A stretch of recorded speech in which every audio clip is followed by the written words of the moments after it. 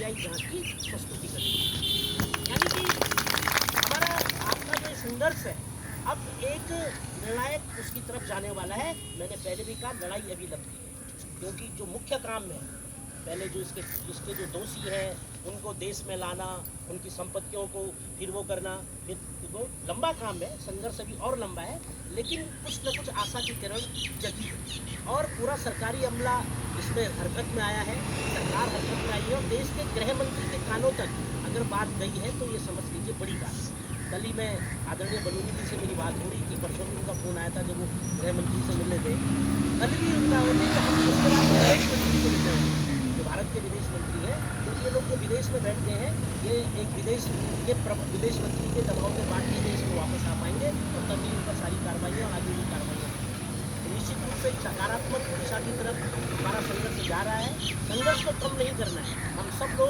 अपने अपने माध्यम से सब लोग संघर्ष में लगे हुए हैं। संघर्ष को कम नहीं करना है, क्योंकि आपके संघर्ष के कारण आज ये देश के सबसे बड़े दरवाजे तक ये बात चले गई है और देश के गृह मंत्री ने अगर इस बात को संज्ञान ले लिया है तो आप निश्चित मानिए कि आज देश के सबसे मजबूत आदमी के पास आपकी बात की गई है, तो इसका हल जरूर समय लग सकता है, समय जरूर लगेगा। संघर्ष को कम नहीं करना है, समय जरूर लगेगा, लेकिन आप विश्वास कीजिए कि सरकार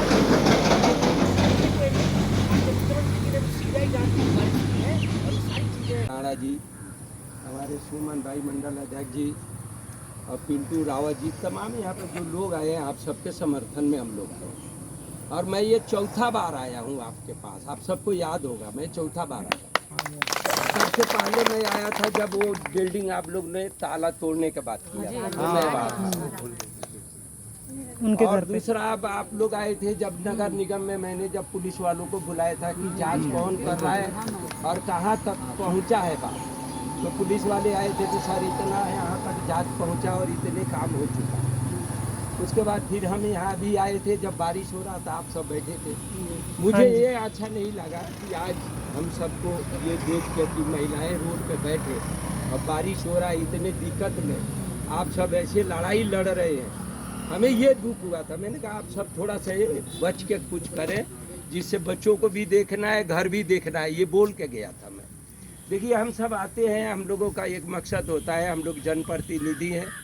तो हमें ये होता है आप सब परिवार के लोग हैं,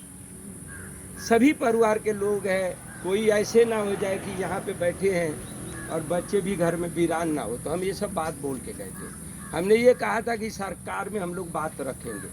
क्योंकि जब हम लोग आते हैं, जनप्रतिनिधि आता है तो कहीं नहीं कहीं सरकार को भी ये